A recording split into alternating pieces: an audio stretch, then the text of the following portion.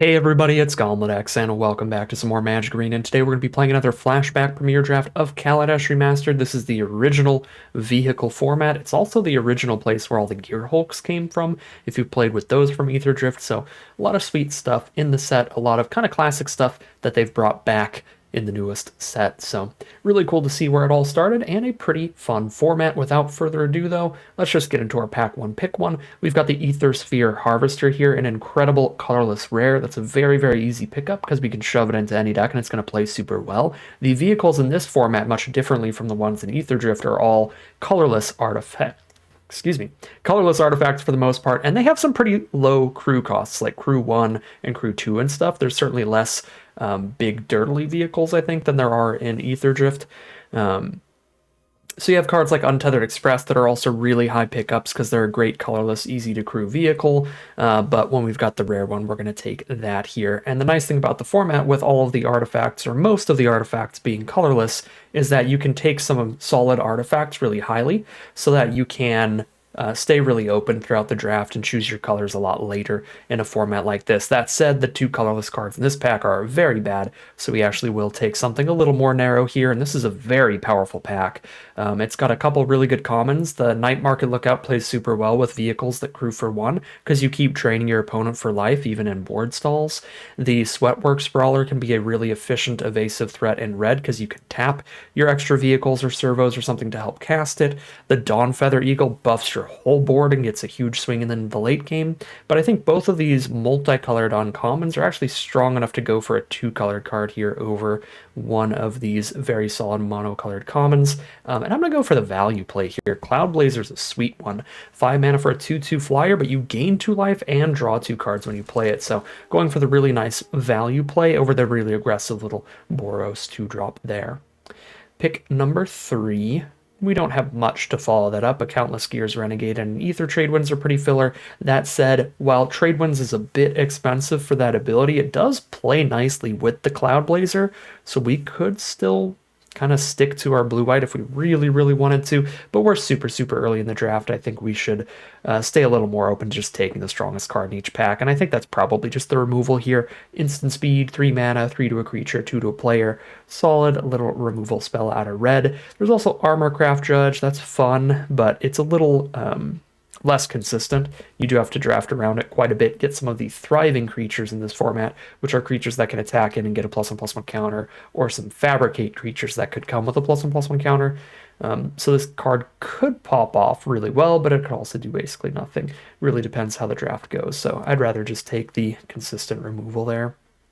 Pick number 4. If you've watched me draft this format before, you know what I'm going to take here.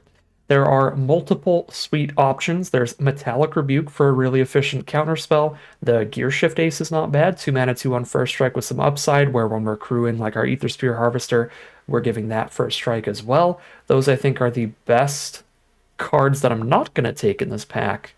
What I am going to take is Self-Assembler. This is one of those sweet colorless cards you can fit into any deck. You need to draft at least 2 copies of it, but if you get 2 copies of it, it's a 5 mana 4/4 that's guaranteed to draw another 5 mana 4/4, which makes it the perfect kind of card to top off your mana curve with, making sure you're going to keep slamming down solid threats in the late game. So huge fan of Self-Assembler, and again, because it's colorless, it keeps you super open, as does the Bomat Bazaar Barge. Very good value play. 4 mana for a crew 3 5/5 vehicles. This is one of the big dirtly vehicles, but giving you that card draw when you play it no matter what, and being completely colorless, goes quite a long way. So I'm going to take the Bomat Bazaar Barge here. There are some solid commons here. I like the Shipwreck Moray in the energy decks. I like the Seed Sculptor in the green decks, a 2 mana 2/3 at worst, and at best you put that counter somewhere more relevant. Those are pretty sweet.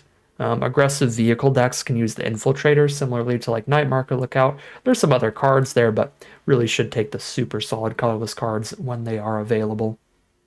Pick number 6, there's 2 main cards competing here, which is the Ether Theorist. This is a great card for energy decks, and it can sit there and scry, make sure you're drawing some better cards, or Revoke Privileges, which is a fine removal spell, but this is certainly much worse than like Flood the Engine and Ether Drift, because this format actually has enchantment removal and a lot of bounce spells where they could pick up whatever you pacify.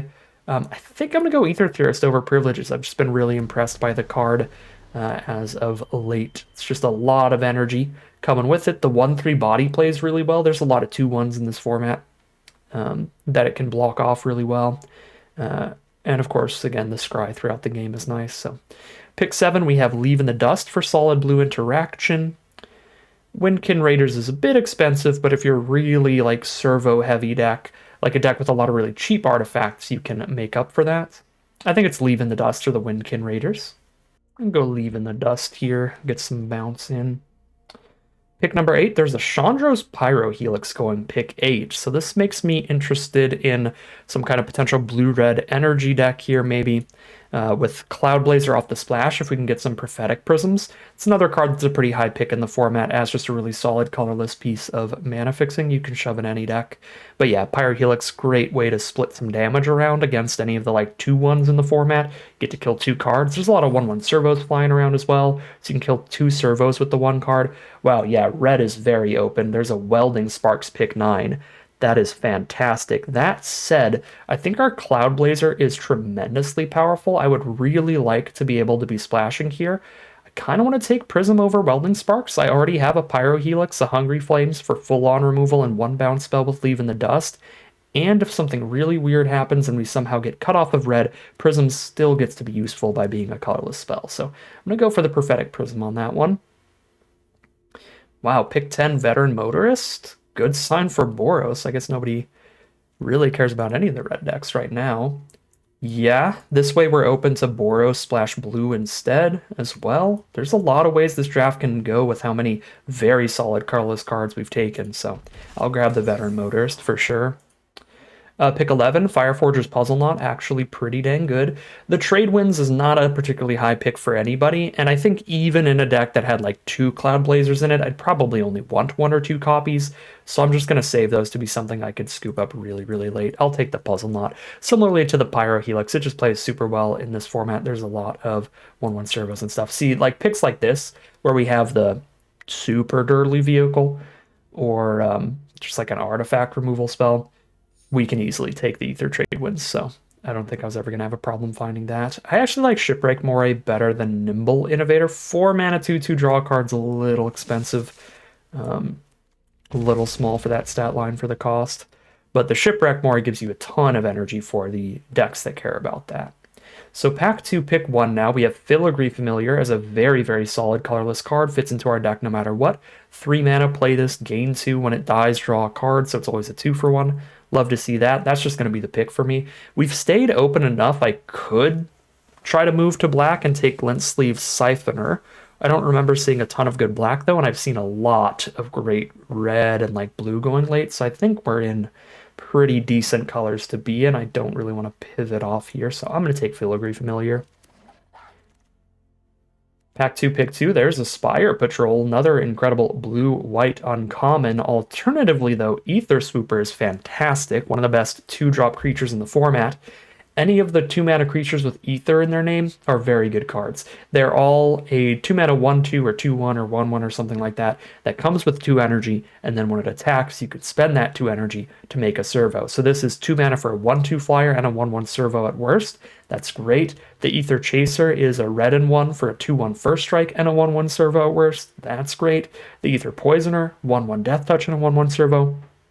All 3 of those cards are super, super huge picks, and I think you just have a little less room for the higher mana stuff than the cheaper stuff. You need a lot more good 2-drops generally, so I'm going to take the good 2-drop here. The other reasoning here is that we've been getting a lot of really solid multicolored cards late, so it's possible we could wheel the Spire Patrol. Ooh, boy, another one. But there's also another Ether Swooper. There's also a Sky Skiff here.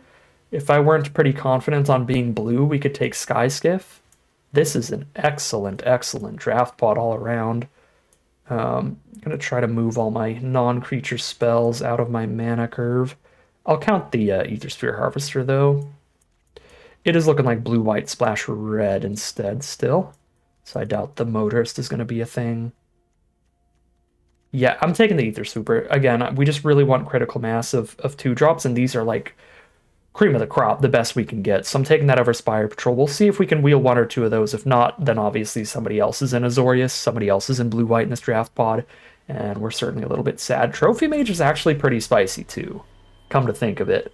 I maybe should have taken that. Maybe didn't put that into account quite enough.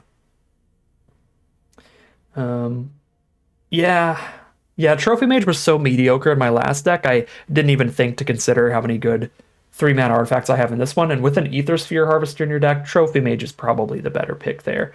Being able to tutor out the best bomb in our deck would be awesome. So maybe we get exceptionally lucky and wheel the Trophy Mage, but probably not. This is an easy Ether Chaser. 2 mana, 2/1 first strike, get your 2 energy, spit out the servos off it. So I guess blue-red, splash white. Either way, we're not red-white at the core for sure. Pick 5, Metallic Rebuke. This is very good with all of the ether cards we have. The Swoopers spitting out servos, the Chasers spitting out servos, a Prophetic Prism or Fireforger's Puzzle Knot sitting on the board. There's going to be a lot of ways to improvise this and make this a super cheap counterspell. And blue's our deepest color by a lot. Here's a Chandra's Revolution for a great red removal spell. Love to see that. I will take that over Rebuke, I think. Maybe I still take Rebuke, again towards the blue-white at the core splash red, still being quite viable. But I do want to have a lot of ways to kill stuff that's already resolved, and being able to kill something a little bigger feels nice. Still can't kill like the biggest of green stuff. You know what? I'm still going to go for the counter there. I think this is one of the easiest counter spells to hold up in Limited in general, just because of all the artifacts you can provide to tap for it. Pick 7, easy Self-Assembler copy number 2. The second copy of Self-Assembler is incredibly important to pick up. The third copy, I mean, honestly, the way I draft with this card is if I ever see it, I'm just taking more copies. So if I see it at any point, I'm just going to take it. But the second really is the most important. Because if you draft one copy and don't get a second, you can't even play the first copy. A 5-mana 4/4 with no abilities is just so mediocre.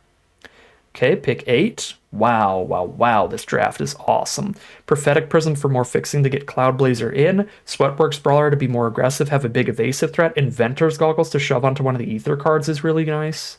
This is a lot of sweet stuff. I think I'm going to go with the Goggles here. That plays super well with these ether cards because they're all artificers. So you can play the Goggles. Turn 2, play any of the ether cards. It auto-equips to them. Now they're a really important threat, like a 3/3 first strike or a 2/4 flyer. And then the servos that pop out of them, you can start moving the Goggles around and onto the servos to make sure that the servos stay relevant. Inventor's Goggles really just designed to work well with these ether cards. Pick number 10, pretty mediocre. Frontline Rebel doesn't look completely unplayable in here because we have a couple vehicles for it, particularly the Crew 3 one. That's how you get around the attacks each turn. Downside on this card is by crewing stuff with it, obviously. Just hate draft a Night Market Lookout. I'm not playing a 5-mana 5/4. Pick 12, another Ether Trade Winds. Again, not a card we needed to take highly at all to go with our Cloudblazer. And I think just one copy looks fine for us right now. I don't even know if I can fit that in. Okay, Spireside Infiltrator, infinitely better than Frontline Rebel. The lower toughness is also kind of bad.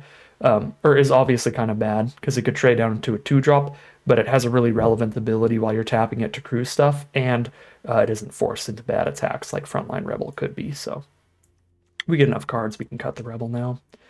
Pack 3, pick 1 is unfortunately a pretty big miss. I guess we have Reckless Fireweaver. That's kind of it. Bit filler. I'm not that interested in the 4-mana draw 2 of Implement of Examination, or the 4-mana 2/2 draw 1. The Gear Hulk's sweet, but that's double green. That's not super splashable off of just a Prophetic Prism or 2. Yeah, kind of a miss. We didn't wheel any of the blue-white uncommons, sadly, so somebody else obviously was in blue-white there, but that's okay, because we kind of locked in on blue-red splash the white anyways. Pack 3, pick 2, another Fireforger's Puzzle Knot looks perfectly fine. Another pack with very mediocre blue and red and Ether Trade Winds, a Frontline Rebel implement.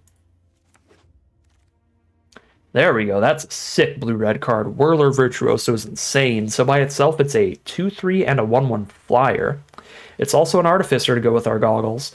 And with any other energy providers, we get even more Thopters, and Flyers play really well in this format. If you saw our first draft with our blue-green deck, you'll have seen us get into some board stalls and just chip away with random little sky skiffs for like 2 damage a turn and get the kill. So the Thopter tokens are very, very relevant.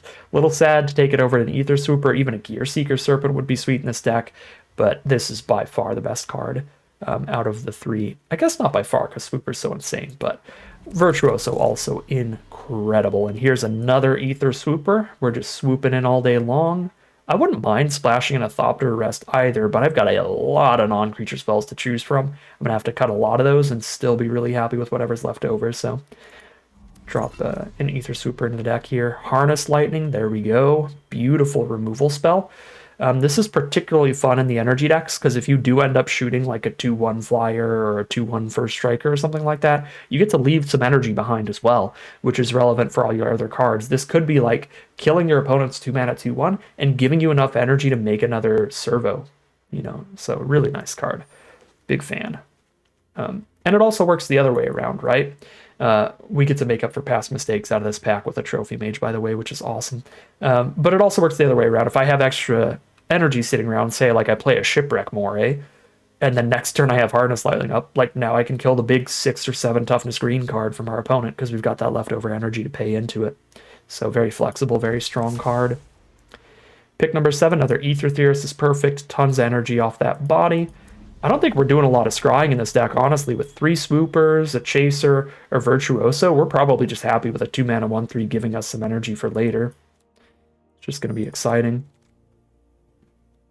Bunch of filler stuff near the end of the draft, as you expect. Oh, I'm surprised I haven't cut Motorist yet. That's obviously getting out of here. I think I have enough exceptional 2-drops to drop the Fireweaver now. All energy 2-drops. I mean, they've all got Ether in the name. That's obviously incredible. Oh, I'm not splashing Revoke Privileges, I don't think. Okay, we can cut that Frontline Revel. Probably the Infiltrator as well. Doesn't need to be in here. This deck could use the Built to Smash perfectly fine. We got a lot of these cheap cards that want to be declaring attacks no matter what, so having the +3/+3 to make sure we don't have to chump attack to get their trigger feels good. But I don't know if I have room for that combat trick in the first place. Nimble Innovator looks like fine enough filler to leave in here for now.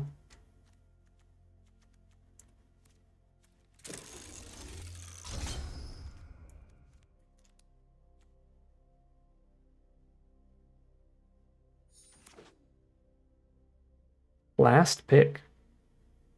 Chandra's Pyrohelix. Okay. Good day to be red.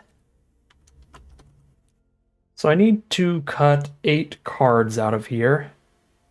I really think the card quality is here to be just a really aggressive tempo-oriented deck of just like shoving the little stuff out, keeping the big stuff off of us with Rebukes, shredding the little stuff with Burn. So I kind of want to lower kind of some of the slower stuff in the deck, like maybe the splashing into the Cloud Blazer, the trade winds for value, some just high mana value stuff in general. And Innovator's also kind of like a slow value-y play. Like we could drop all this stuff and like a land here, go for a 16 land, pretty aggressive tempo deck. Still has a little bit of a top end thanks to double self-assembler, but mostly just pushing in early damage and then topping off the curve, ending the game with some beef or some flyers.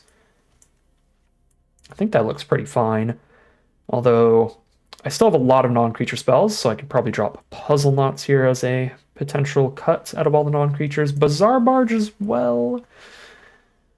Doesn't look the greatest in here. Crew 3 is a little difficult for this deck, but we have a lot of servos to leave behind, so maybe crewing with multiple servos is fine, but much like very similar to like Cloud Blazer, Innovator, Malfunction, stuff like that. It's like a big, slow, late game, solid value play, and I think I want to go full tempo, all maximum speed ahead, full speed ahead. That also differentiates it a lot from our first deck. We get to show a really aggressive aspect of this format, whereas our first deck got into a lot of board stalls. It was like an over 2-hour draft. So for variety's sake, that's pretty nice too. Yeah, I think there's two ways to build this deck. I think they would both be quite good. Play a lot of the bigger, more grindy value plays and keep that mana curve kind of very spread out, going to higher mana values, getting some grindy value stuff, or going for the full max speed tempo kind of build here where we're just pushing in damage early and keeping our opponent's stuff off the board. And I'm going to go for that second kind of deck here because I think the deck build goes pretty simply for me. Cut 8 cards at this point. I think I'm keeping all these in. Yeah, if we're going full aggro, we're going Built to Smash, Pyro Helixes. Puzzle Knots, in some decks, Puzzle Knot's better than Pyro Helix. In some decks, Pyro Helix is better than Puzzle Knot. I think this is one where Pyro Helix is better than Puzzle Knot. Just in a vacuum, this card is better, right? 2 mana, instant speed, split that 2 damage anywhere. Puzzle Knot is 2 mana for 1 damage, then 3 for another 1 damage. So it's so much more mana, and the first 1 damage is sorcery speed, but there are some decks that really care about improvising. We care a little bit with 2 Metallic Rebukes. There's some decks that really care about artifacts entering the battlefield or artifacts getting sacrificed, stuff like that. I think our deck, really the only reason that we would maybe prefer Puzzle Knot is because of the double rebuke, and I just don't think that's enough of a reason to run the much less efficient burn over the Pyro Helixes here. So I'm just going to run those. I don't really think I have room for both, because I mean, look, I still have 1, 2, 3, 4, 5, 6, 7, 8 completely non-creature spells, not counting the vehicle too. See, I think we're cutting all these non-creatures. Shoot. Don't quite have playables to not put one of these back in, so we put the Innovator back in, because I can't obviously splash the white super easily in a more aggressive deck, especially when I cut the Prophetic Prism. I could run like a Reckless Fireweaver in here over a 17th land, and I really don't mind that. I think I'm gonna do that.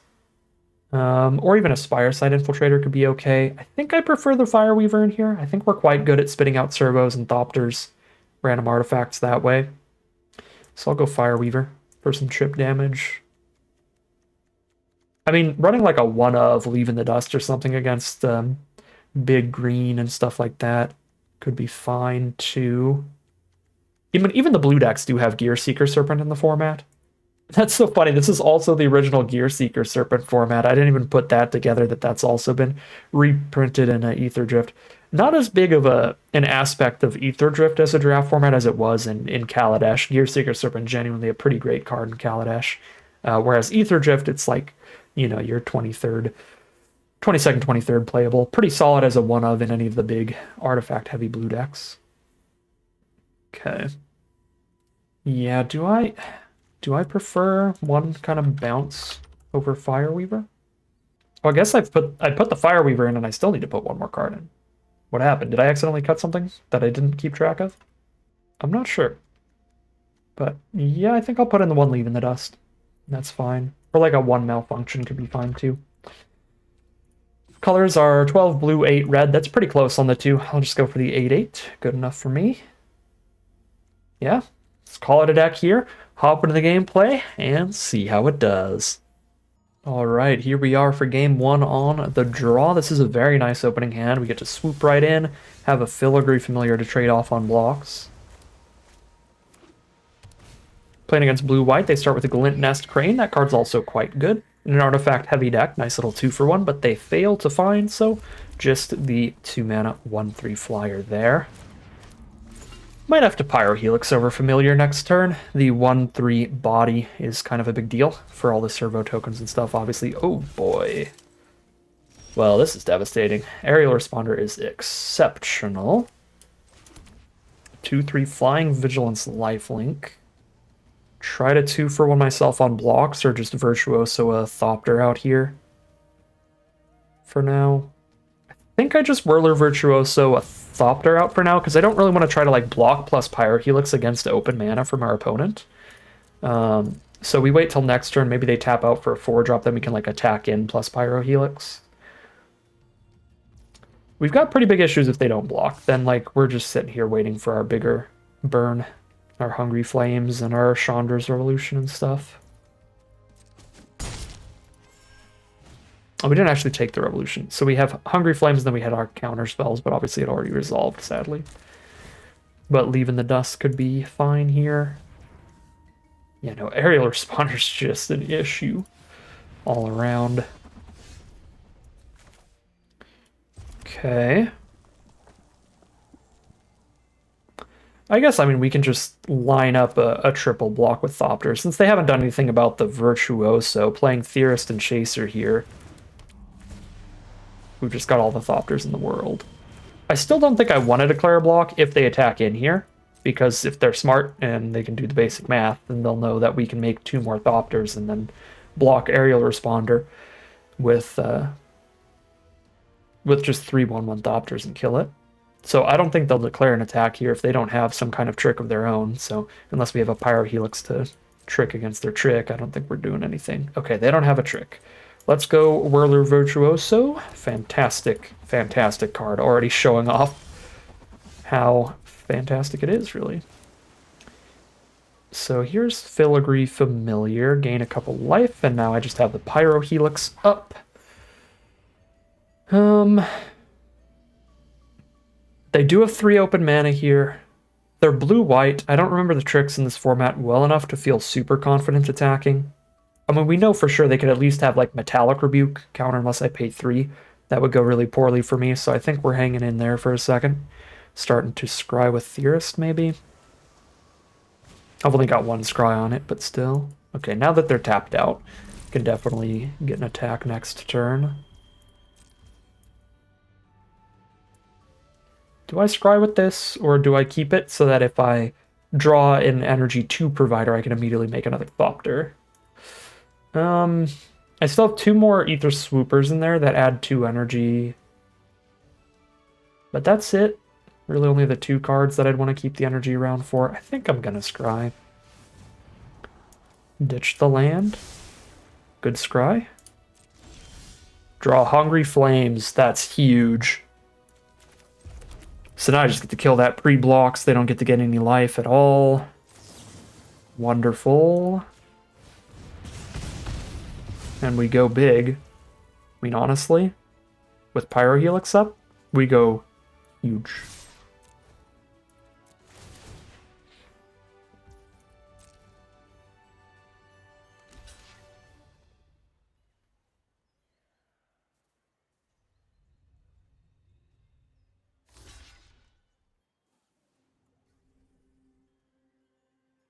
Super fine.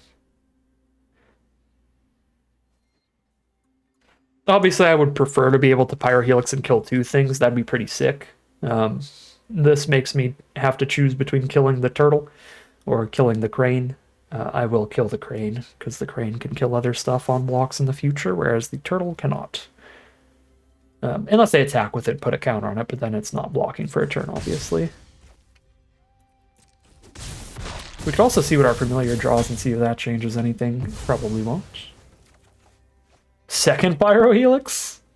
Cool. Well, that's nice for the future, but I'm just killing that crane. No flyers for our opponent.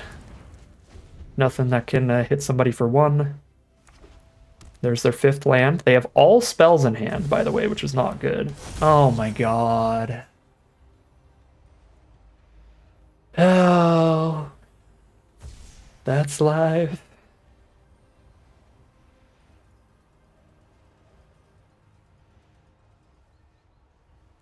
Artifact, creature.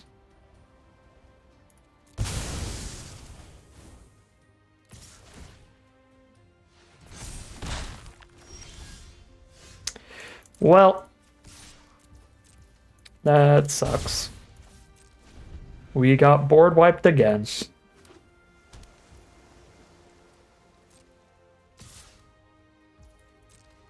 The Mythic, too, that leaves behind a 4/5 Vigilance. Brutal. Sure, gain 2, draw 2.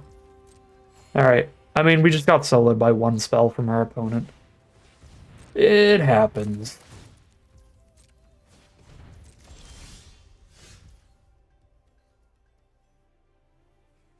Three damage.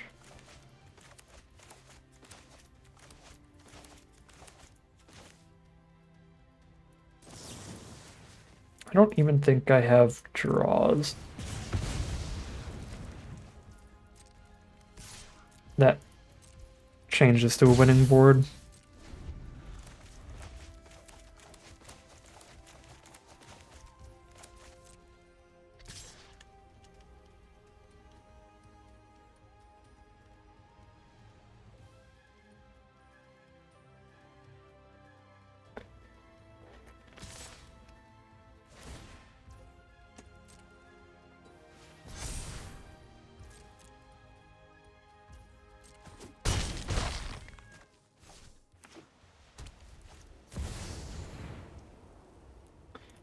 Got me.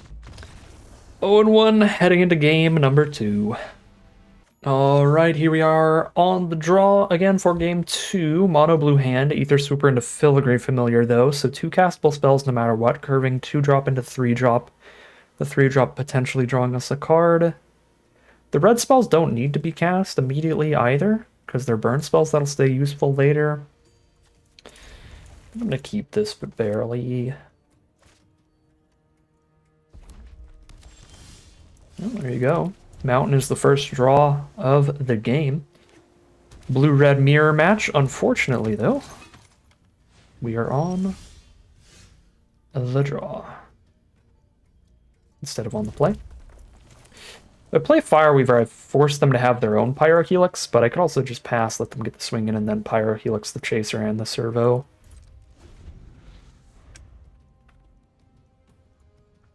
Wait till after the attack so that we're killing 2 of their energy as well, instead of just like shoot the Chaser and shoot them for 1. I'll shoot the Chaser and have that 2 energy out of their pool. Sure, you can have a Sweatworks Brawler for that.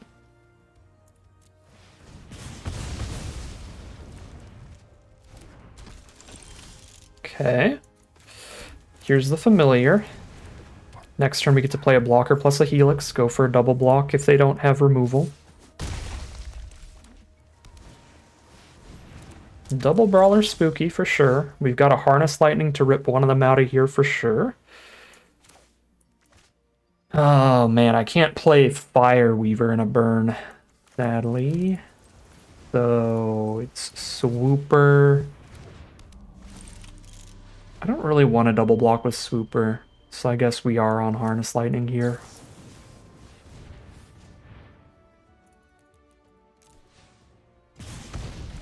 Which means we attack with Familiar if we're not going to declare the double block.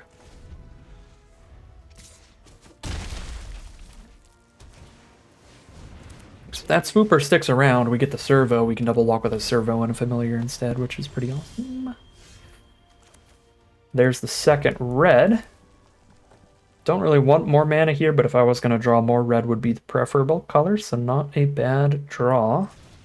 Play the Fireweaver pre-attacks to ping for 1 when we make this Servo. And thanks to hitting that that red here, we can double block with Familiar and Fireweaver. They only kill 1 card.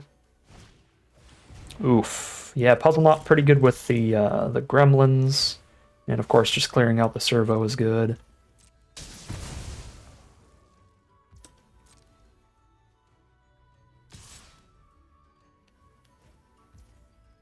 You got an instant speed artifact here?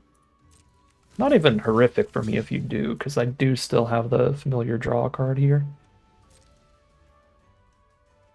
They're just going to kill Fireweaver alone. Yeah, that was still a really good trade for me. Oh yeah, they can do the Puzzle Knot. Yeah, that's just value. I am chill with that. We find Whirler Virtuoso.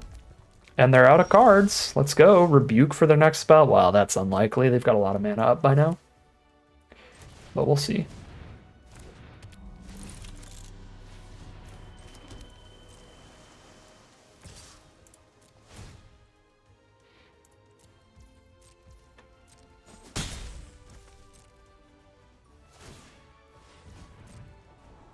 Dearest is going to be doing some scrying here, making sure they hit gas. Huh. Worth losing Virtuoso? We're drawing blind right now. I do have some 3 energy draws, but not a lot.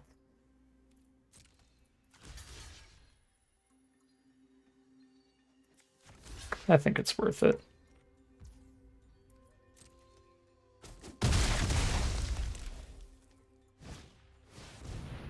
Rebuke that. They don't have 3 up.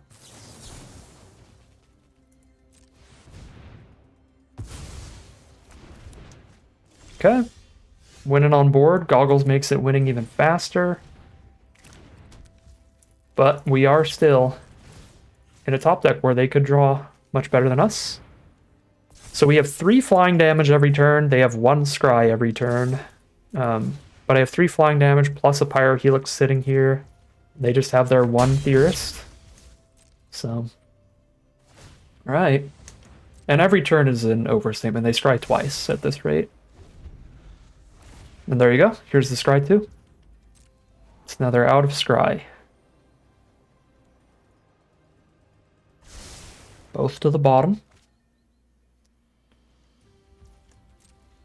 So 3 cards deep this turn. Looks like still nothing relevant. Here's 3 damage.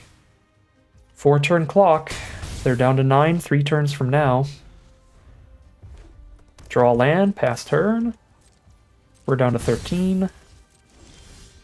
Ether Sphere Harvester is a huge draw. Hit for 3. I probably should have pre-combated this actually, because it gives me 2 energies, so the servo token I think would be worth it.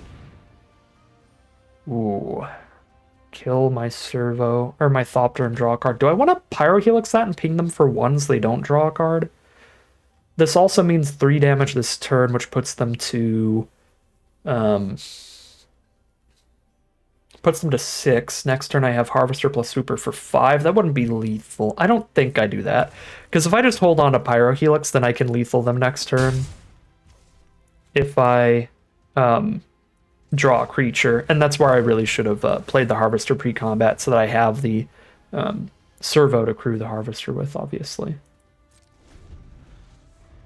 That's where the punt lies.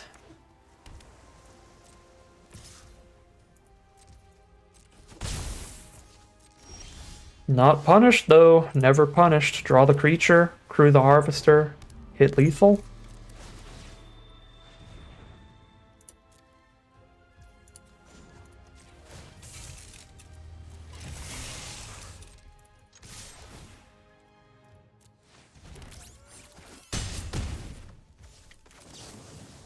And they can't even rebuke this because I've got the 3 up. There we go. 1-1 heading into game 3. All right, here we are for game number 3. 3 for 3 on the draw. Let's go. We've got a 2/4 Fireweaver turn 2 so that we can sit on our butts and wait for a turn 5 Self-Assembler. A 2/4 should be pretty hard to jam through here. And it better be, because Long Tusk Cub is a kind of very snowbally sort of card where oh wow, it's a 2/5 actually, where the more times it gets in, the worse it's going to be for you. It just gets a +1/+1 counter every time it hits us, basically. So it attacks, now it's a 3/3, it attacks, now it's a 4/4, it attacks, now it's a 5/5.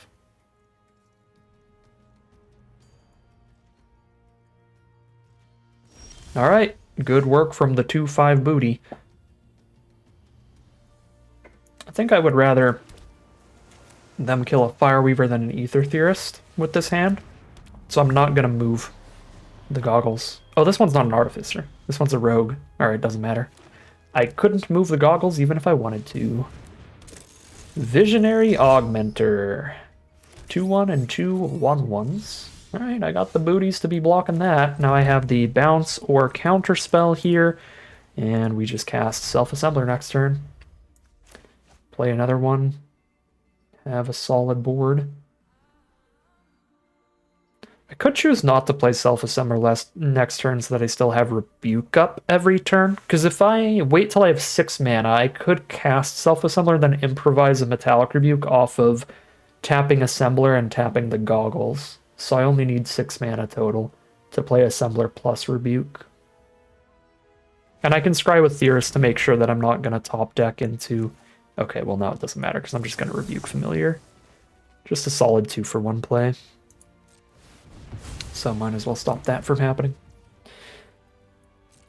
But I was going to say, I have the scries with Theorist to make sure I don't top deck the other Self-Assembler and just like negate its ability. Okay. Filigree Familiar's nice. Here's Self-Assembler. Take action, get another one.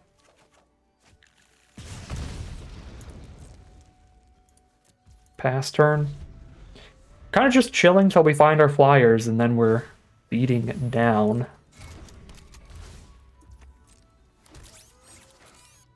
Yeah, maybe I'm just misremembering the format, because this will be the second draft in a row. I feel like it's going to be board stall and wait for the flyers. I forgot to scry, but that actually works out well for me, because now I have enough energy to use Swooper twice.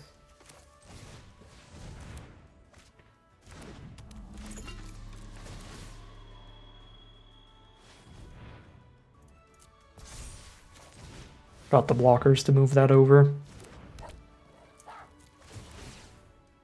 Then using the Swooper is spitting out the servo tokens, pinging for more. Big fan of the position right now. As long as we don't get Cataclysmic Gear Hulk again. I think we're in a pretty great spot. Oath of Ajani, that's also pretty nasty. But not actually the complete end of the world. If they have like a revoke privileges for Self-Assembler, that'd be very bad. But again, still not the end of the game or anything, right? Even if they removal spell Self-Assembler, I can put a 2/4 on the 3/2. So just have Nature's Way. Yeah, that hardly does it here. Yeah, we're fine. We're chilling. Even against them just getting 6 +1/+1 counters that turn. Cool. Start poking for 2 a turn. We do the thing.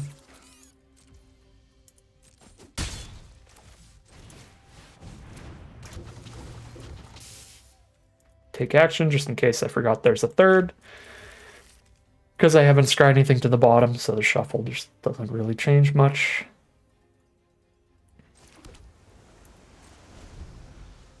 But I'd rather scry 2 or make another 1/1. Honestly, with how big their board is, I think I'm just making another 1/1 and just drawing blind. I'm still nervous. If they start casting, if they have like a playset of Dawn Feather Eagles in their deck, we probably lose. Because if they just start casting Eagles, giving the whole board +1/+1 vigilance every turn, that's going to be bad. Okay, also if they have Inspired Charge for +2/+1 to everybody, that could also be quite bad.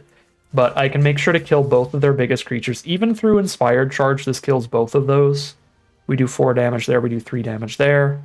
I don't really care if Filigree Familiar dies to an Inspired Charge.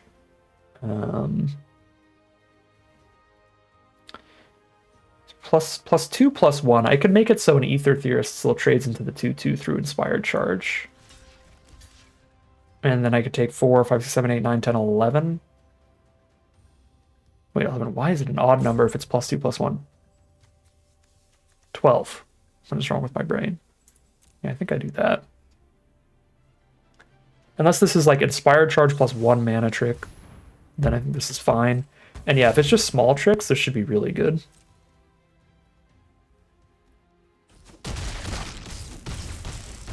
Well, that's pretty good for me.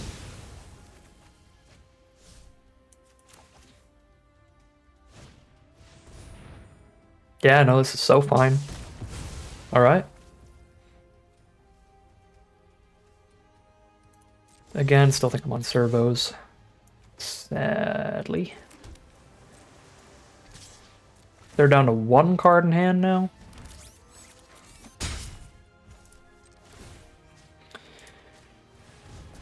Got the mana to just be holding them off here by moving the goggles back and forth now.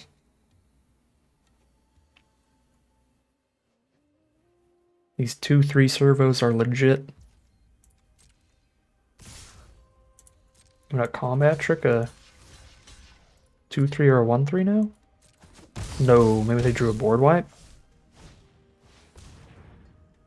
Oh, they just wanted the revolt trigger? Sure. You have a 2/3 death touch. And then 2 more servos. Wow, they really are go wide over there. Okay.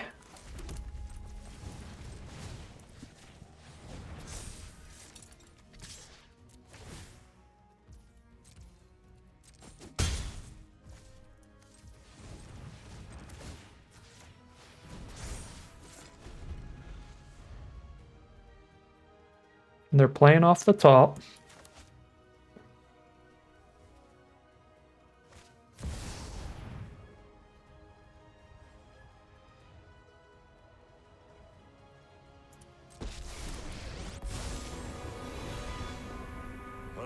Teach you Really good at just like jinxing myself, just perfectly timed. If Elspeth were here, you'd be dead by now. Oh boy.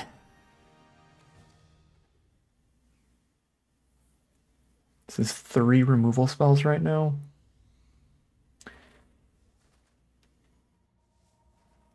Infinite card draw with the +2.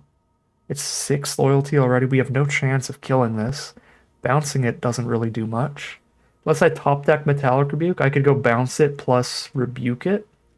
Probably our only out here. Hit it for 4.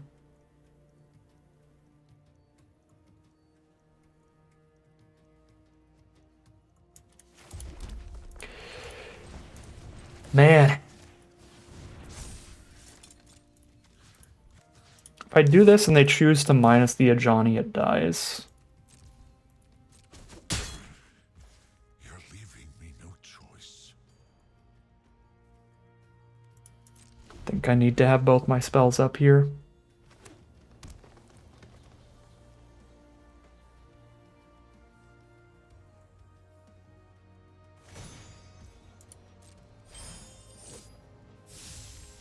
Hold tight to your And +2 is just so big. One guarantees relevant draws. Any creatures in the top 3. Not even creatures, any non-land permanents, so it does it with artifact and stuff too. Rather just draw the next card without having to spend 4 right now. Because I'm looking for very specific stuff. Oh wow, mechanic just pick up Oath of Ajani. Jesus Christ.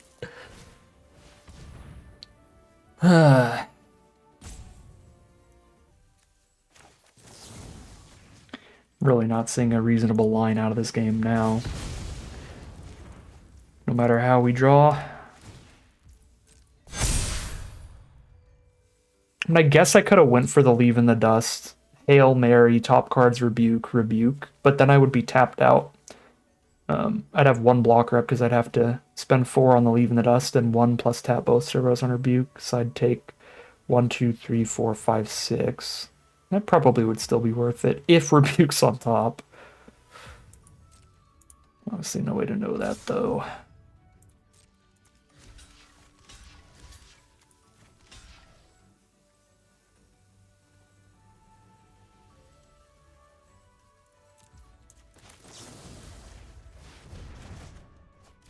Rebuke was not on top.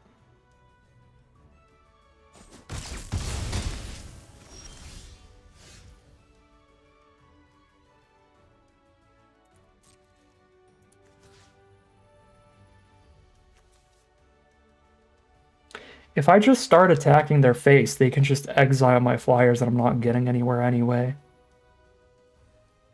Like, no matter what I do, I'm not getting anywhere. I attack their face, they exile my flyers. I attack a Johnny, they just keep drawing cards off of him. And he's at no risk. Because it's +2.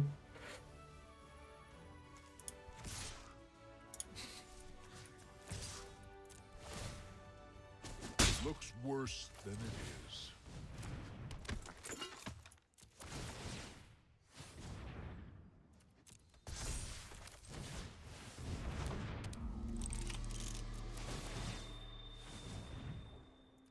I probably should have pre-commented for a servo again. Definitely rusty on this format. Getting my pre-combat energies. Multiple games here. Really not relevant this game though. This is your moment.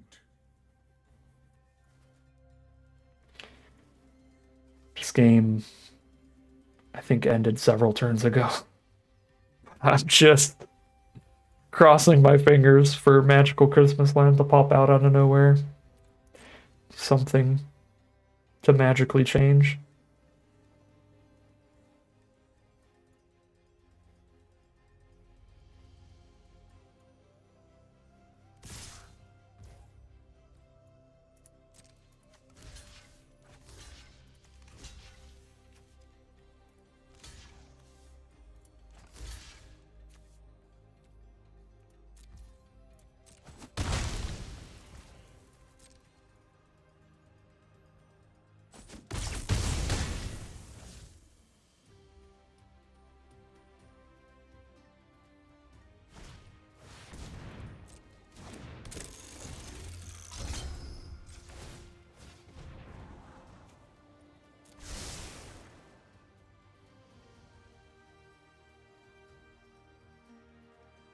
I feel like the most tragic part of this game is that, like, I could have beaten double Oath of Ajani, like the recast and everything, and I'm still, like, decent enough on board to be playing around it, but, like, I just can't beat Ajani himself.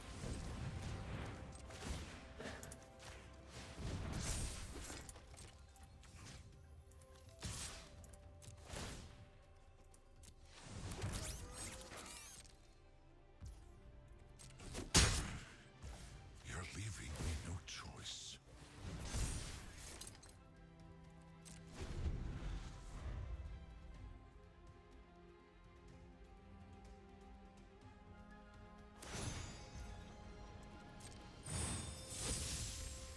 Bring the injured. Another draw 2.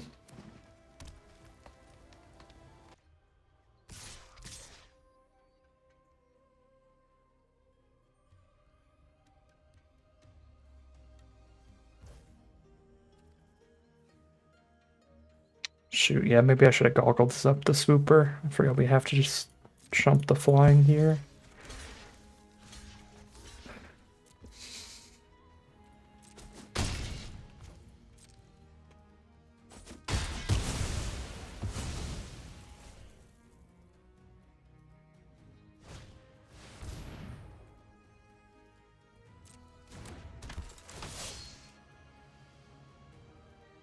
Another counter on Pioneer, another on a Johnny. They choose a Johnny. That doesn't seem super relevant. Versus just some more power on board. But I'm already at 3 life. This already one-shots me. But then if they put a counter on this, it'd have 3 toughness against a 2 power flyer. I mean, the board's wide enough. I don't think it matters. Either way. Alright, final draw step. We just get mythic'd out hard for both of our losses today. Rough stuff, but that's magic for you. That is 2 and 2 or 1 and 2. I hope it's 2 and 2, because I think this deck is really good, but the matchmaker's been very rude with those two. Yeah, 1 and 2. 1 and 2, we just ran into a couple very unbeatable bombs in a row. Cataclysmic Gearhulk plus Dovin in the same deck, and then double Oath of Ajani plus Ajani that time. And again, I could have beaten them recasting an Oath of Ajani, even with that insanely wide board. I just cannot stop the super, super chunky Planeswalker. Is what it is. We are 1 and 2, heading into game number 4. Here we are for game number 4, 4 for 4 on the draw. Opponent starts with Forest. We'll start with an island. They're a green-blue deck. There's Long Tusk Cub. Turn 2 on the play. I could have killed it on the draw, but now it might get out of range. Or sorry, I could have killed it if they were on the draw. But now it could get out of range of our removal. If they play one of the 2 energy cards, they get to attack and get 2 energy from it, make it a 3/3, and have the 2 energy left over from their Swooper to put a 4th toughness on it to stop me from Hungry Flamesing it here. But obviously, if we're on the play, they tap out for it on their turn 2. I untap, play land 3, kill it before they have any energy. So please don't line up Like that. No swooper, no swooper, no swooper. Or Sage of Shyla's Claim. Okay, that's no swooper. But they do have a green mana up for the potential like +1/+3 combat trick. Long Tusk Cub, the kind of card, again, just snowballing away with the game, getting bigger and bigger and bigger over time. I have to just throw the removal on when they're the least likely to be able to save it, which is as early as possible. The longer it is, the more energy they get, the more counters they get, which is energy from the Plunderer, the more energy they get from Cub hitting my face. I just have to hope they don't have the one green trick.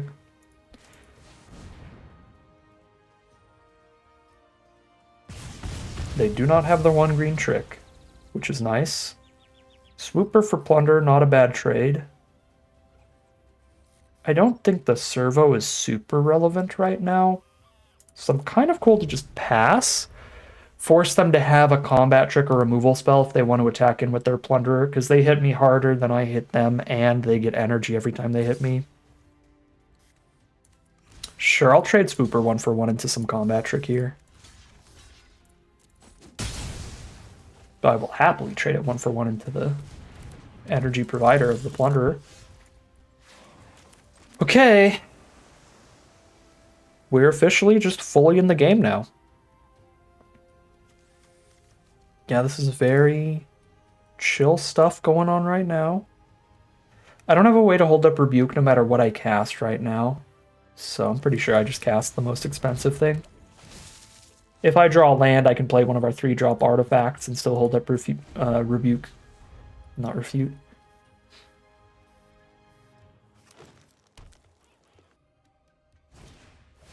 I have Craft Cavalry, just a 4/4 trample. Happy to have a 0/5. Land. No. Alright, since I can't hold up Rebuke no matter what I cast, we double spell the 2-drops, right? Yeah, these are pretty solid spells. And then, no matter what I draw, if Swooper is still around next turn, I can attack with it, make a servo, cast my 3-mana artifact, and hold up Rebuke, because I can Rebuke off of the servo plus the 3-mana artifact. Okay, this is going to be a combat trick here. Combat trick Mimore. I guess it doesn't have to be a trick, they could just be poking for 3. They're just poking for 3, that's fine. Could spend 2 energy to trade Moray into Cavalry, but I don't feel the need. I like having the just Defender out right now. Built to smash. Alright, so that is not the mana.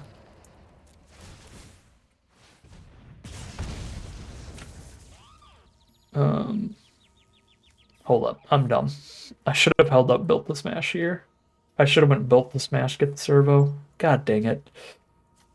I saw the can't block symbol, I think. Or no, I'm used to this not being able to block, but it can block the Swooper. It can't block the Harvester. Yeah, I punted that one pretty bad. That should have been Built to Smash this turn. Attacking, threatening, Built to Smash. If they don't block, then I get to Harvester plus Hold Up Rebuke. Alright, I did a oopsie. I just am misremembering this card. Probably like remembering it as there's one of the Innistrad like 3-mana 2/3 flyers that just literally can't block non-flyers. Malfunction on Harvester is pretty brutal. And that would not have been possible if I had saved it for Rebuke turn, which was the plan, but I'd have to Chump Attack to do that here because I forgot Hinterland Drake can actually block. Yeah. I don't think we had any say in how our first 3 games went in being 1 and 2 right now, but this game we could be in a way better position if I hadn't punted early here.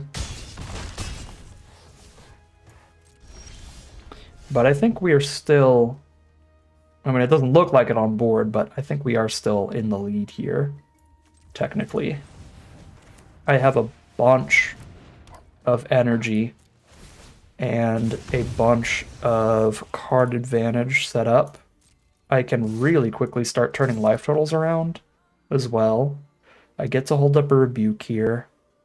I could This is what I'm talking about quickly turning life totals around. I could be Moraying in for 4 if I want. I think it's better to hold the blocks up, though.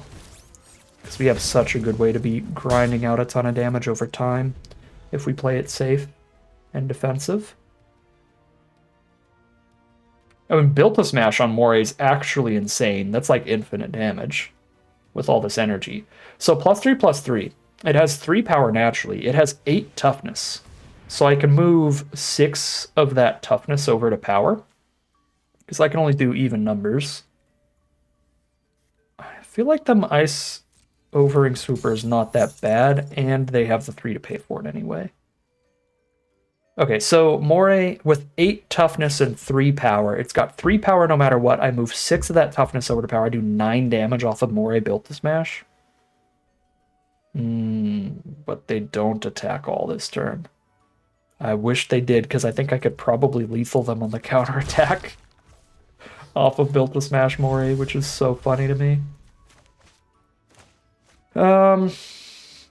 Funny enough to not hold it up as a blocker? I think it is.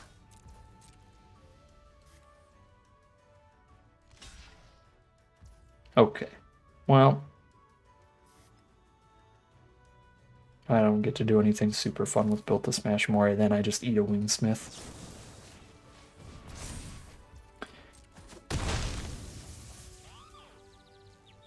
The other option is just trade into Wingsmith with Moray, which I think is worse. Or I could just have the 0/5 bounce off, I guess, but...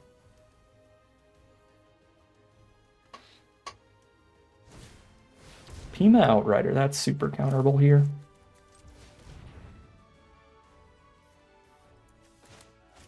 I guess I don't improvise here because I want blockers up for cavalry.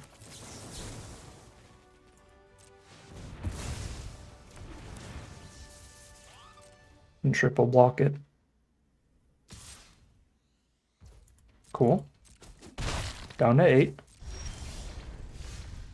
Land for us. So I don't need to improvise at all. Moray for cavalry is a good trade. Getting 4 damage in is also good for me. Send it.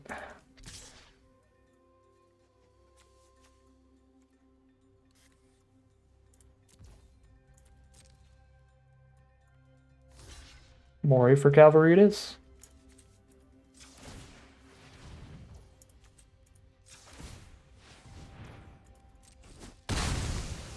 Board's clear for everybody else to start jamming in now. That is exceptionally bad. We're definitely countering that.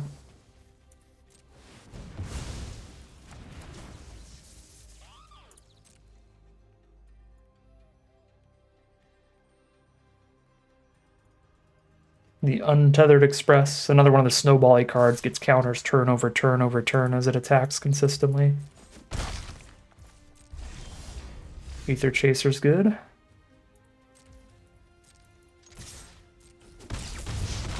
Make sure we win the race now. On board. But they have all spells in hand as far as we know. They haven't played a land in a turn or two, I think. There's a Swooper.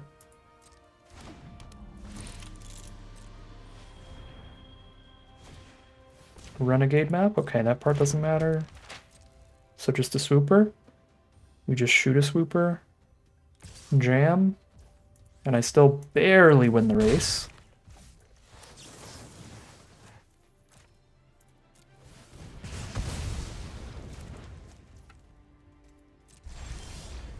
Ooh, an Aether Swooper from us makes us really win the race. Because now I've got the chump to be super safe from lethal this turn, and then obviously just the crackback with all for lethal. Great draw.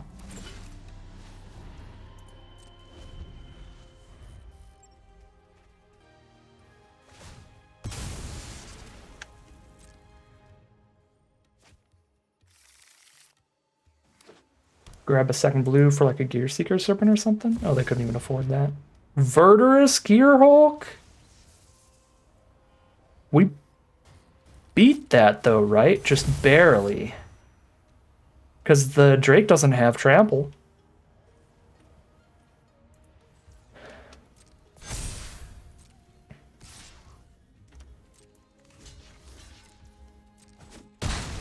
Oh my god. Razor's Edge from defeat here.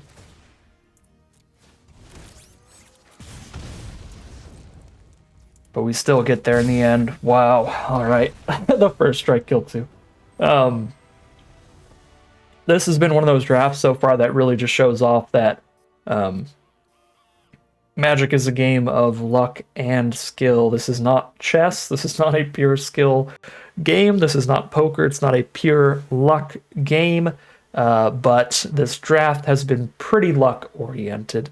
This is one where I think both of our losses were unwinnable, just incredible mythic rares from our opponent. And then the game where we played the absolute worst today was this one. I made a pretty major punt that really affected how the rest of the game played out, where I didn't hold up the Rebuke alongside the Harvester because I couldn't actually get my Swooper attack in because I just didn't even read Hinterland Drake.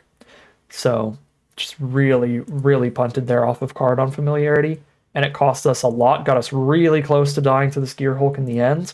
But we still lucked our way into the victory on that one. So yeah, I think these games have been a lot more dictated by our draws, our just bomb rare card quality between our deck and our opponents so far than anything else. But hey, we are 2-2 now. We've gotten a win to get back into this. We're not essentially, we're not guaranteed to be at a 1-3 or an 0-3 or anything. So I'll take it. 2-2 heading into game number 5.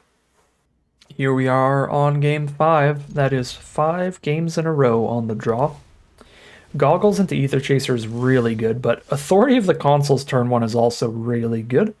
Making sure everything we play for the rest of the game comes out tapped. Authority of the Consoles is one of the cards I'm not a huge fan of because it's pretty high variance, where it is very solid in your opening hand, but then a super bad draw anytime later in the game. So it's very rough to see it just immediately in the opening hand turn 1 from our opponent, because that is when it is at its absolute best by far.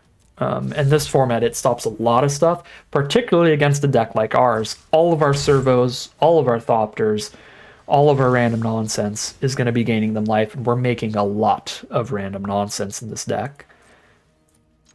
All right, well, even though we're on the draw, we still fail to draw into land 3 by turn 3, which is pretty tragic. Not even feeling the benefits of being on the draw. Our opponents on mono white, though, so they've got similar issues. I can Fireweaver and get some pings. At least this way I counteract the authority off of the servos and Thopters.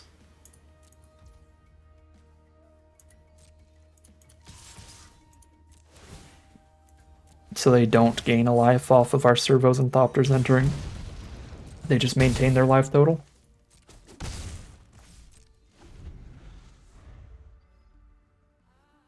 I'm keeping the Theorist up for the Scry here because we really need mana.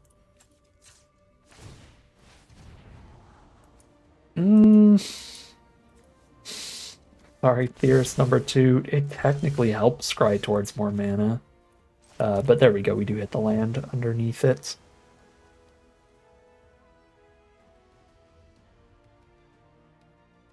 I think Hawk is a good enough blocker to Hungry Flames and just go full damage here. Like, I could just ignore it and play to the board here. But I don't mind playing around another Cataclysmic Gear Hulk a little bit. Just instead, just keep bouncing their stuff and burning their stuff and jamming with what we already have out. Like so. Yeah, that's put them to 1 life, so they're just going to concede right there. That is 3-2, heading into game number 6. All right, mono blue hand here. We made it, our very first game on the play today.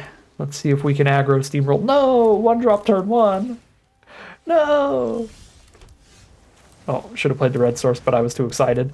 I like holding my land up because it makes your draw go faster. The animation goes faster, but then sometimes I misplay and just play that thing. So, like, if I'm not holding a card up here, watch the speed of the draw. Nice and slow, just... But if you hold it, it goes like... I don't know if you've ever noticed, but you can check that out next draw step. Because I'm going to do it again. I'm not going to harness lightning this turtle. It's probably going to get goofily large, but that's fine.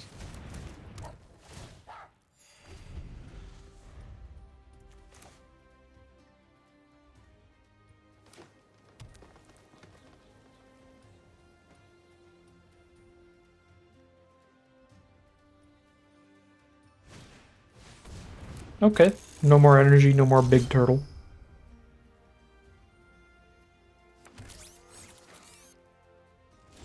See, look how fast that draw was when you're holding a land up. Crazy. I don't think it has to be a land, it could be any card, but... I think I'd rather build to smash the artisan than...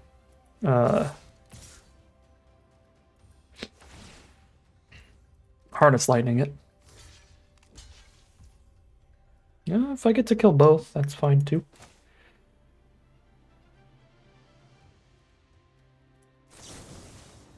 Get rid of the big old turtle. Trample a little bit. Could lightning the artisan still have one energy left over, or I can hold on to this? I guess I'll actually still hold on to this. I gotta draw into something here. Got a lot of mana and not a lot of action on board. Because, yeah, I mean, it's probably not worth lightninging the artisan just to get 1 damage in a turn. Whenever you get 1 or more energy, put a plus count. Okay, so good in a really long, grindy game, which is kind of how this game is looking to turn out, unfortunately. Okay, I guess since they didn't play a creature, shooting the artisan puts them to a single 1/1 on board. We do get 3 damage in a turn versus 0 a turn. I guess 1 a turn, right? They block there. Take 1. I think I'd rather be doing 3 right now. Let's go for it.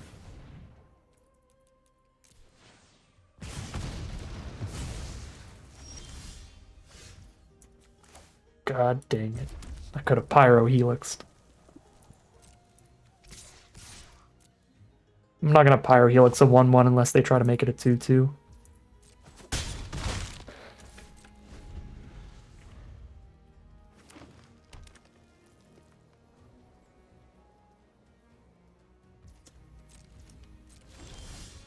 They just try to make it a 2/2? Rebuke's not a bad draw.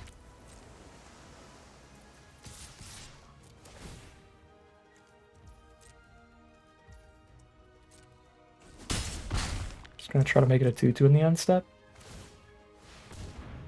Your hand is slow, apparently.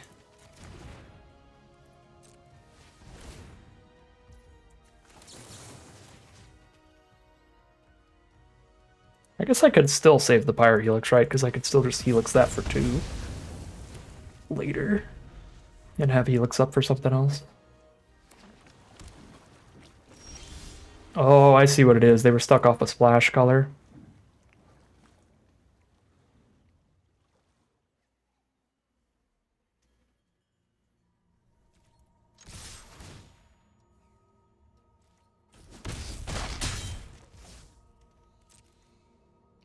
Plains, Cataclysmic Gearhulk.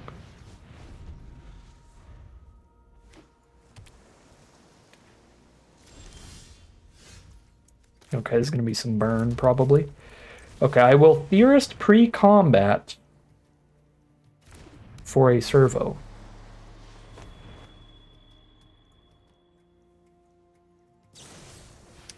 Way more than enough mana to pay for Rebuke. I will draw the card. Surprised they kill that instead of Swooper. I guess they are very concerned about life total. But I think 1 less damage, but get a servo and draw a card is fine with me.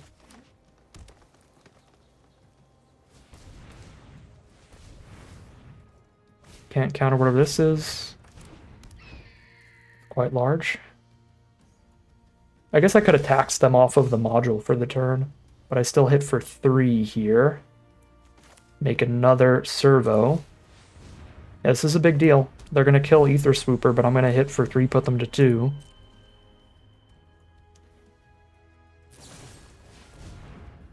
Okay, well, I can rebuke that then. Hit them for 3, put them to 2. Cool.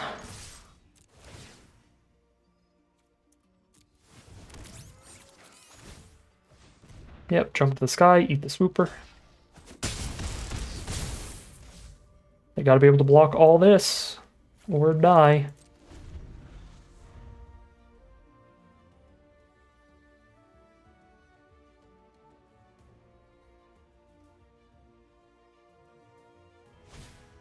Hunt the weak. They can block 1 and take 3. Narnum Renegade, they can block 2 and take 2. That is game. GG from opponent. That is 4 and 2. We have turned our rough start into a positive record, no matter what, more wins than losses on this draft. Awesome spot to be as we head into game number 7. Here we are on the play again for game 7. We have Fireweaver into Virtuoso, which is pretty nice. Get the pings off of every Thopter that we play. Get a lot of chip damage in with flyers as well. It's going to be a death by 1,000 cuts kind of game. Probably hit them for 1 damage 20 times is the plan. There's the self-assembler to top off our curve.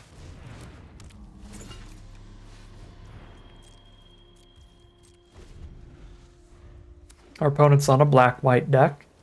Can have a lot of fabricate stuff to go wide, and then the idea is that it's supposed to be an aristocrats archetype where you're sacking a bunch of tokens, maybe graveyard or curse with spells like Scrounger for value, but I found it plays best to just like make a really wide board and play a bunch of Dawn Feather Eagles to buff everybody and get vigilant attacks in, so usually just another kind of go wide sort of deck. The Built to Smash draw here makes basically all the attacks pretty good. Sure, block there.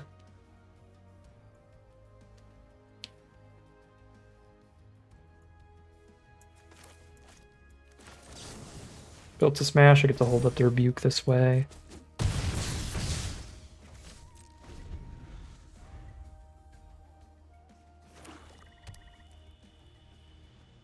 Didn't need to Built to Smash there, like I could just let them bounce off each other and that's fine. But their only creature left can't block, and then I can counter the next one. Permanent did not leave their battlefield, so that's a 2-2. I'm actually going to Pyro Helix over counter and then counter the next play. Draw. Ooh, Goggles. Awkward part about playing Goggles is that holding up Rebuke is pretty obvious here.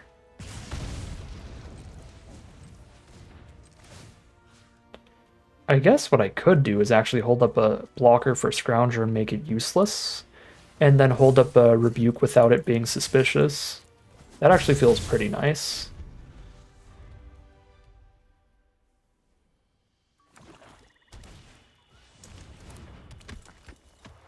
Oh, wait. What am I talking about? It would still be suspicious, because I'd have to hold the Thopter back, too. Maybe I should have put the Goggles on the Thopter. And attacked with the other 2. I'm done. Improvise is a very powerful mechanic when you play with it correctly, and I've made multiple improvise punts in one day. Revoke the Fireweaver's privileges. That's super fine. I don't feel like I would need to counter that or anything. Okay, now this Rebuke will be very, very, very hidden. Because I tap my Familiar and the Inventor's Goggles that you can't even barely notice anymore, because they're on a revoked Fireweaver. Boom! Alright, and that's when Rebuke wins the game.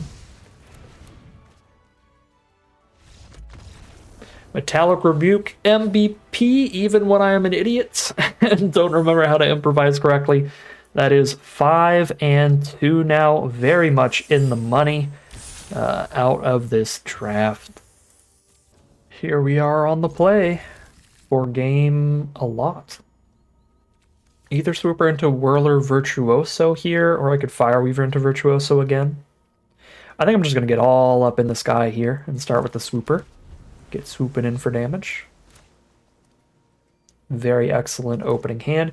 This is your classic blue-red energy opener. This is exactly what you want when you're drafting this archetype. Exactly what you want to see.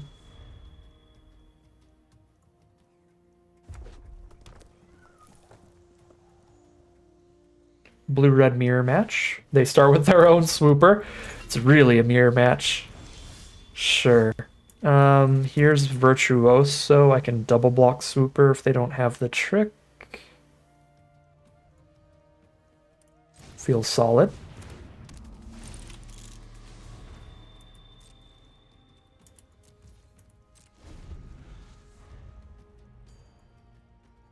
Don't think they attack without some kind of trick. They're Grixis though, so there's a lot of tricks they can have. Fabrication module's the play, so anytime they're getting energy, they're putting +1/+1 counters on the board. Fine card for early long game, or a deck where almost everything produces energy, which is, I think, the way that they're building, but I don't tend to draft it super highly, because it is slightly dirtily for my playstyle, but certainly playable. Okay. Swooper gives me another Thopter, and I've got a Pyrohelix up. Just Pyrohelix away the Swooper, they've got no creatures left. I think I'm just Pyrohelixing away their Swooper here.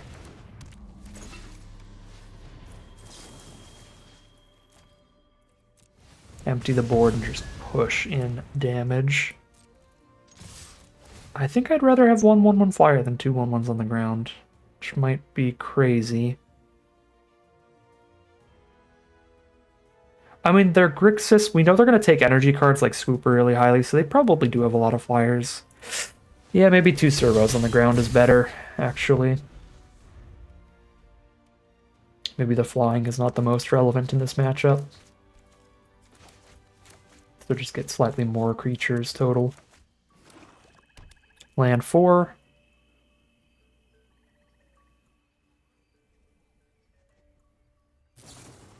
Extraction the Virtuoso plus gain 3. Very nice. Okay.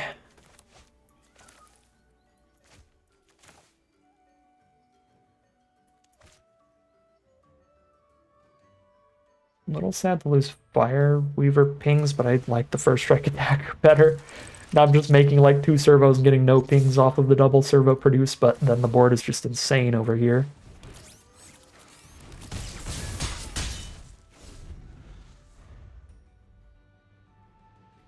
Double red would have made this game really hard to lose, being able to like double spell a Fireweaver and a Chaser there, or have the Fireweaver come out earlier while still throwing removal out or anything like that. Young on the Ether Chaser. No creatures on their board, so Fabrication Module has still just been spend 3, drop it out, do nothing. Cool. Island off the top, not ideal, but what can you do?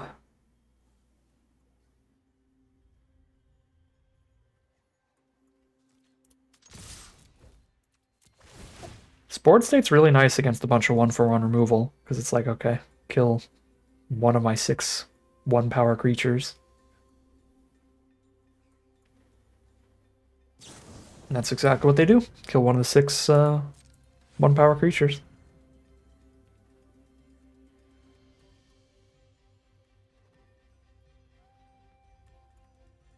If they had anything on board with the Harness Lightning and the Die Young, each time they cast one of these, they'd be putting a ++1 counter on the board with the Fabrication module. The module would be going pretty ham right now, so I'm pretty happy that we just shot that Swooper ASAP. Weaving some fire, passing the turn. I don't remember if there's a discard 1 card in this format. I think there is. I think the implement is Like you sack it, your opponent discards a card, and you draw a card. I don't think that would be picked particularly highly, or would be particularly popular though, so we're probably fine to play the land there. And not be at risk of discarding Pyrohelix.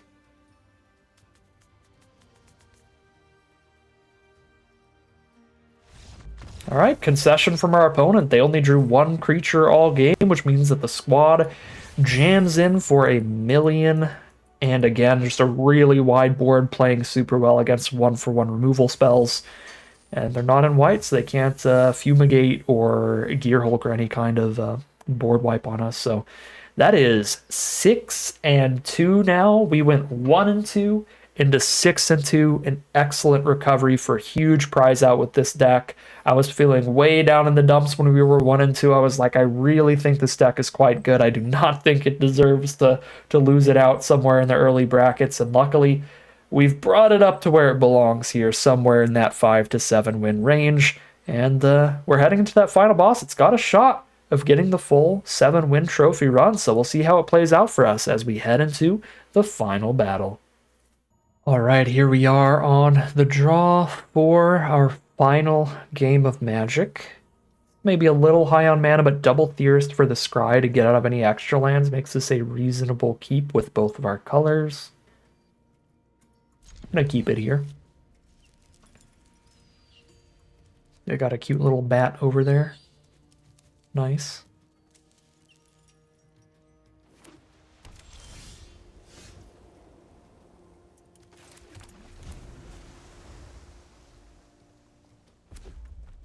Boros stack from our opponent, but no creatures by turn 2. 1/3s should be pretty good here. Pyrohelix reasonable in the matchup too, although the way they're playing it out is certainly making it look like this hand might not be very good. I mean, drawing the extra land is certainly bad, but the Pyrohelix and the little 1/3s might be a little dirtily by the standards of what's about to come. If they don't have anything to like turn 4 or 5, they're going to be playing 3/3s or bigger this game. In which case these bodies are not super relevant, but the Inventor's Goggles helps a lot. Turning these into 2/5s is a pretty big deal. Okay, they do have a 2/2. Countless Gears Renegade, sure. 1/3s feel great then. And I'll go ahead and scry. Find a Built to Smash. We are not in aggressive position, so that is not a draw. I clicked too late, but I would have kept Swooper on top, so it pans out fine for me. We're in a more than solid enough position defensively to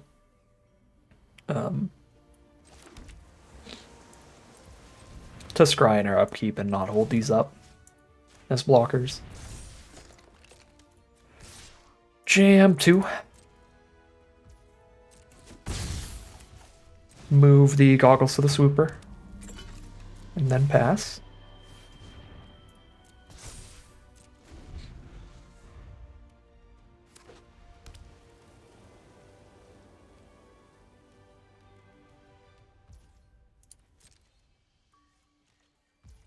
They just pass here. They just flooded. Something had to have them keeping this hand. It could be like a Fumigate or something. I mean, I can't really play any more creatures regardless, so... I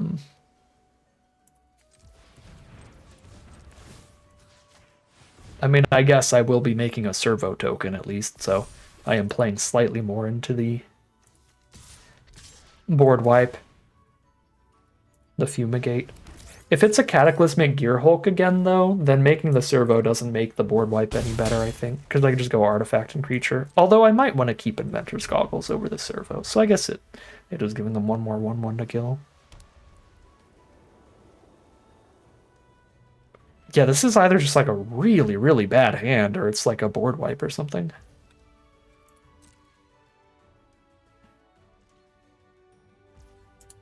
This is so strange.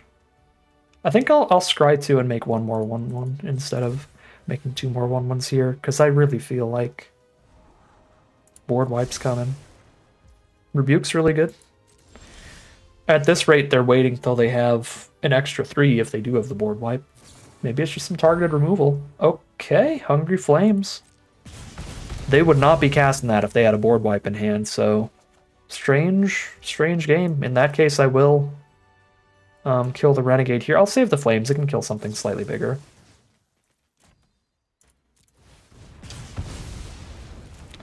Yeah, in that case, I'll just push damage right now. If their hand is that bad. That flooded, really. Dragster with nothing to crew it, you got it.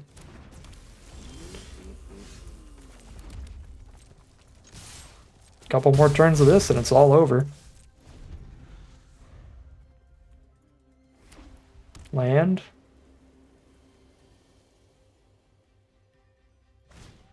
Siege modification. Activate that thing, make it permanently crewed. Well, that's where Hungry Flames comes in handy. Rebuke a Rebel to stop them from shooting things with that. So they just had some really specific cards, apparently. This isn't lethal, but it puts them to 1. And I can't attack through the Gigantic First Striker. Yeah, I guess they just had really awkward, really narrow cards, right? Like the Quicksmith Rebel doesn't do anything till they have another artifact on the board, so they had to wait on playing that. The Siege modification doesn't do anything till they have a vehicle on board, so they had to wait to draw into that. Just a lot of awkward, narrow cards for our opponent. Just plays so poorly for them, and we get a really easy win here. I don't even think we did anything all that impressive over here. They just didn't get to do much at all. And that is a victory in the final battle. That is a 7-win trophy run out of this Kaladesh Remastered draft. Awesome stuff here. Got to show off a much more aggressive deck than our first time around, but it still can grind out the long games with a bunch of flying damage, as we saw, a bunch of chip damage in with the Fire Weaver as we're making those servos and Thopters and stuff. Really nice deck today. I didn't get to do much with the Aethersphere Harvester, and that was certainly self-imposed, because I think the one game we drew it and it would have been really strong. I punted and did not have the Rebuke up because I couldn't actually get the Swooper attack in that I wanted to because I just misread their card. But so we kind of went off of all commons and uncommons because, I mean, there was only one rare in the deck and we never did anything with it. So yeah, just really awesome stuff out of this draft today. Just kind of the cookie cutter blue-red aggro tempo deck here of spinning out that super wide board of servos and Thopters and stuff with all your energy cards while chipping in for flying damage. The Inventor's Goggles, we really got to show off the quality of that card here with the free equips onto these and then making the servos so much more relevant, being able to block with them as 2/3s instead of just 1/1 sitting around. The quality colorless spells also coming in really handy. The Self-Assembler, the Familiar, the Harvester, and the Goggles to be able to be pivoting around during the draft to whichever combination of Jeskai looked best for us. Just a really solid draft all around. Great stuff and very classic Kaladesh Remastered stuff today. But that is going to end today's video. As always, I'd like to thank my patrons and YouTube members for their support, as well as you for watching the video. If you enjoyed it and you're interested in seeing some more, you can always like, comment, and subscribe to tell the YouTube algorithm to send you some more in your recommended feed. If you'd like to catch me live, you can check out the Twitch channel in the link in the description below. And if you'd like to support the channel directly, you can check out the Patreon link in the description below. But other than that, as always, thank you very much for watching, and I'll see you again soon for some more Magic Arena.